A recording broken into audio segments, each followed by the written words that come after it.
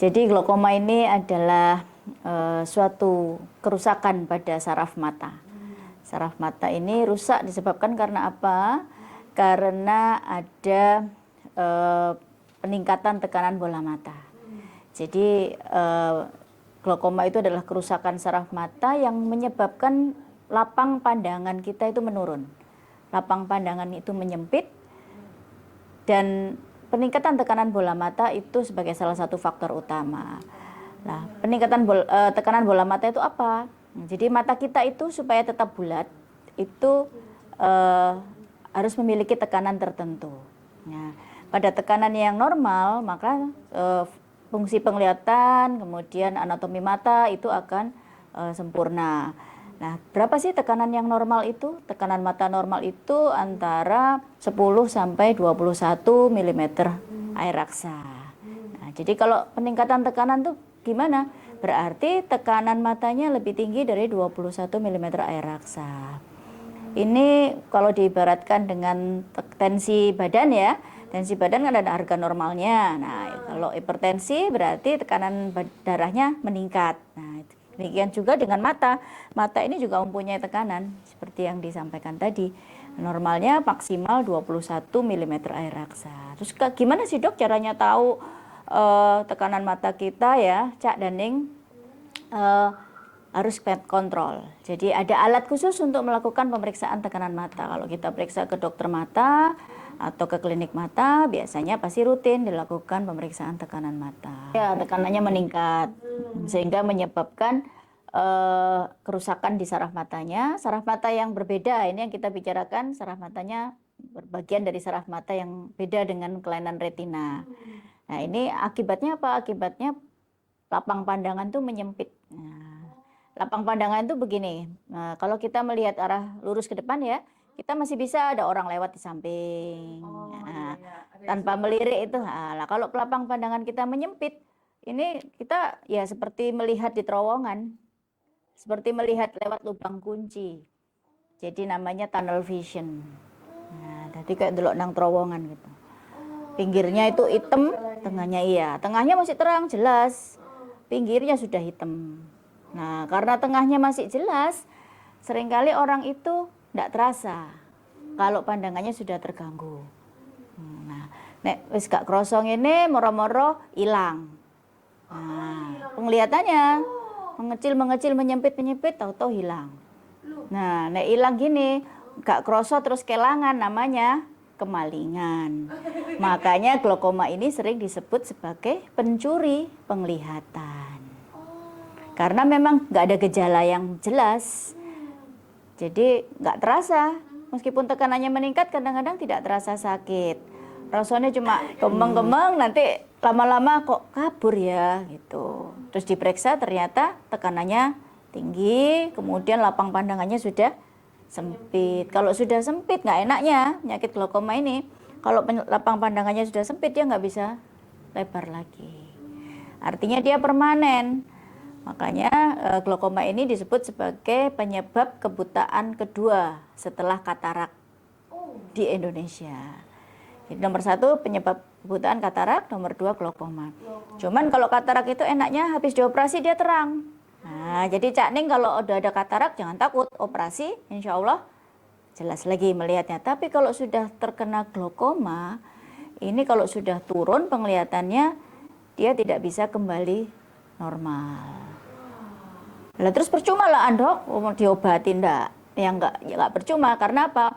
Pengobatan glaukoma ini tujuannya untuk mempertahankan penglihatan yang masih ada. Yang tersisa seandainya nggak diobati, ndablek, tekanannya tinggi terus ya tambah hilang. Tapi kalau sudah ketemu misalnya penglihatannya turun 10%, diperiksa, oh ada glaukoma, sudah ketemu nih ada glaukoma, ya diobati.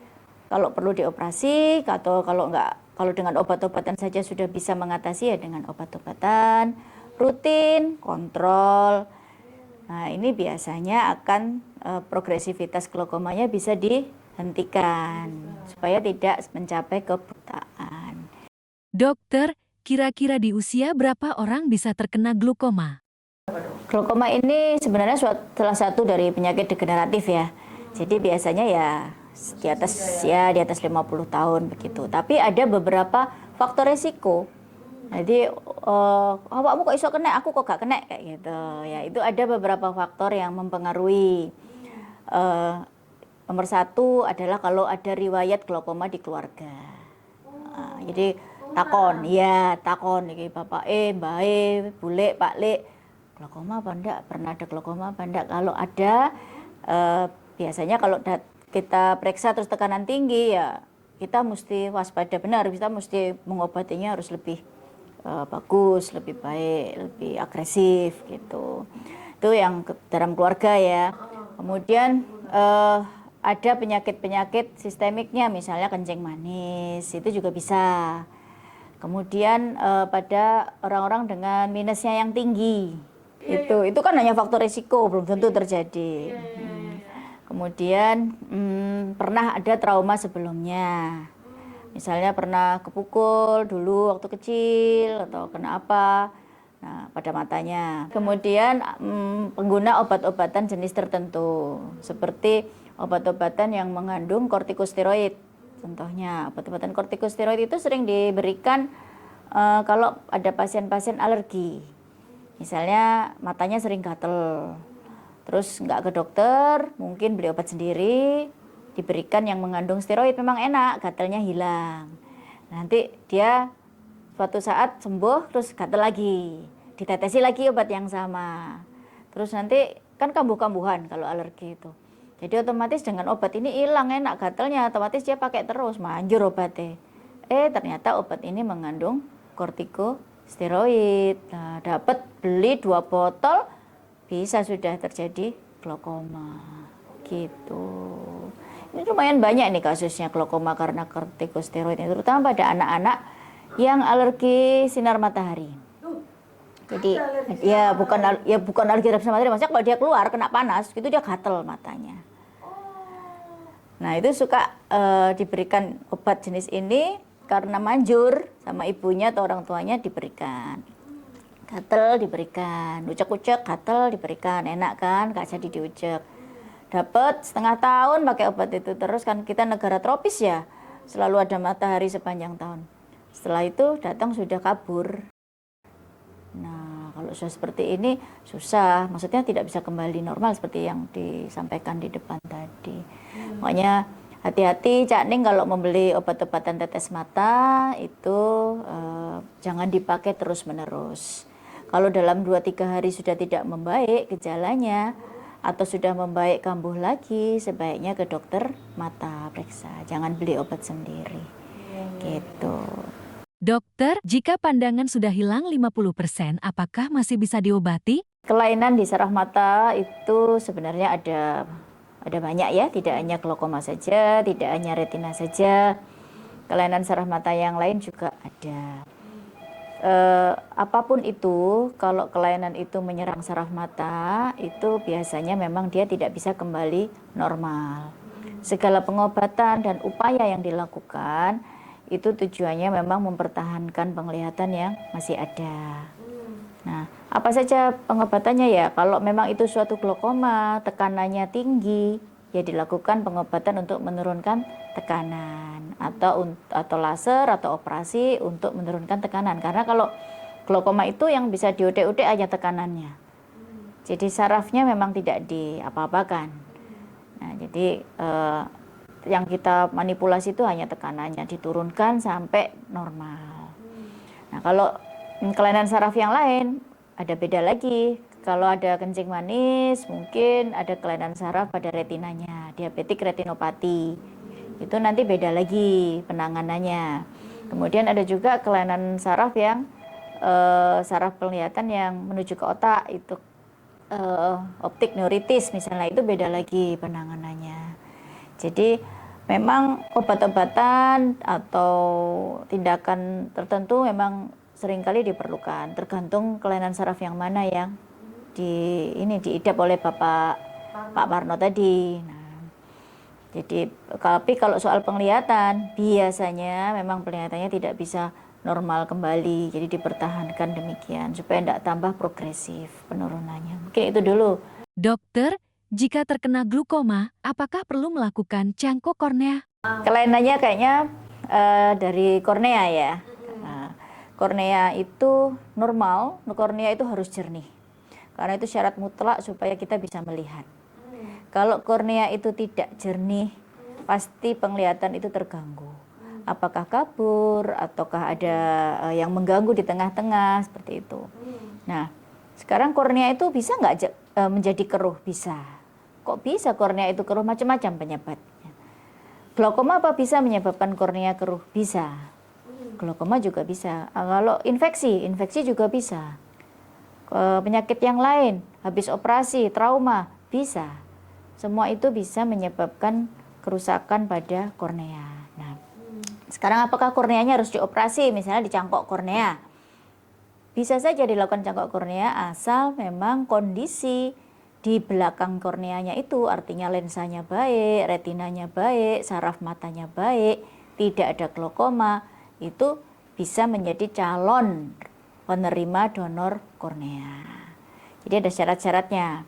Tapi kalau korneanya itu jelek karena glaukoma, sedangkan glaukomanya itu sudah advance, sudah stadium lanjut, tidak bisa penglihatannya tidak bisa kembali sempurna, kembali terang, ya biasanya kornea tidak dianjurkan untuk dilakukan operasi, begitu. Seperti saya sudah disampaikan tadi, memang kelainan di saraf mata itu baik di retina maupun pada glaukoma ini, itu kalau sudah menurun penglihatannya tidak bisa kembali normal lagi.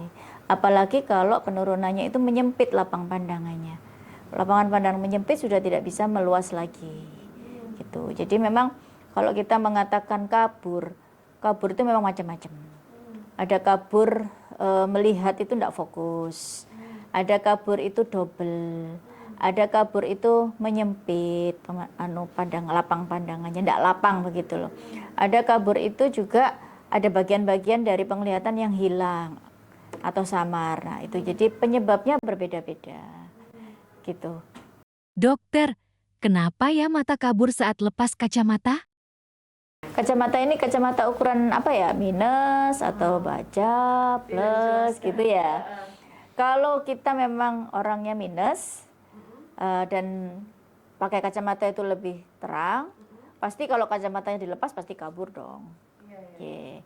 Tapi kalau untuk kacamata baca misalnya pada orang-orang yang udah usianya di atas 40 tahun, itu kan perlu kacamata baca plus ya. Kalau plus kita lepas untuk baca ya juga kabur untuk bacanya, tapi mungkin untuk jauh masih jelas gitu. Kemudian orang-orang yang lama di depan komputer, jarak pendek, jangka panjang, berjam-jam itu pasti nanti habis lihat komputer lihat jauh juga kabur. Karena mata kita dipaksa untuk terus berakomodasi. Begitu melihat jauh kan tidak butuh akomodasi. Matanya ini lensanya dikasih kesempatan dulu untuk relaksasi supaya lihat jauhnya perlahan-lahan menjadi terang. Kalau langsung pasti kabur, begitu. Dokter, apa yang bisa dilakukan agar terhindar dari glaukoma?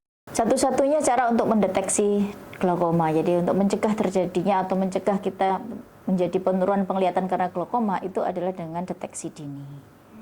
Jadi cuma deteksi dini caranya. Gimana cara deteksi dini ya? Kita harus periksa tekanan mata dan saraf mata, minimal 2 itu. Ya, kalau periksa mata kan selalu ada tajam penglihatan, itu kan selalu. Ini ditambah pemeriksaan tekanan bola mata dan pemeriksaan saraf matanya. Itu untuk screening, untuk deteksi. Oh ini baik, oke. Nah, siapa saja yang screening? Idealnya yo kabeh screening, kabeh wong screening. Tapi diutamakan pada orang-orang yang memiliki faktor risiko tadi. Jadi ada riwayat glaukoma di keluarga, pakai kacamata minus yang tebal, ada kencing manis, usia di atas 50, pernah ada trauma sebelumnya, pakai obat-obatan yang mengandung zat-zat tertentu. Nah, itu disarankan untuk rutin paling tidak 2 tahun sekali. Kemudian kalau yang ada riwayat glaukoma di keluarga kapan? Kalau sudah usia 40 tahun sebaiknya 2 tahun sekali. Kalau di atas 45 tahun sebaiknya setahun sekali.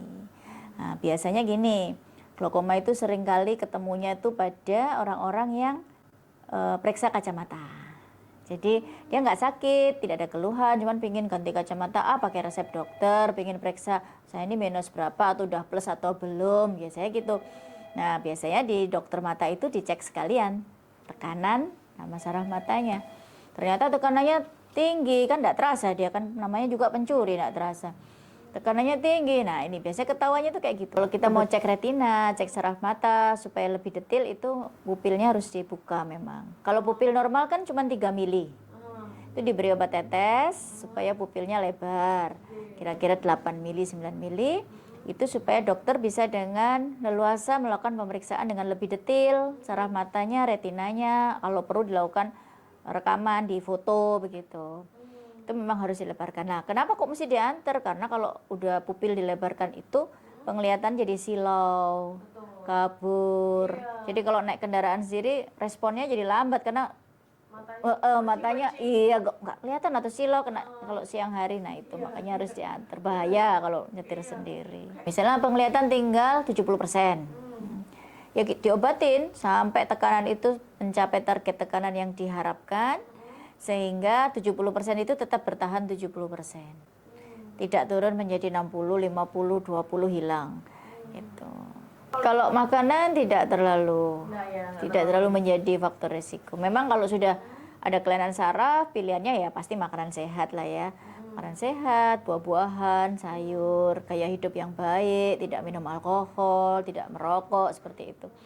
Tapi kalau sebagai pemicu itu sampai sekarang belum ada sih dari makanan untuk glaukomanya.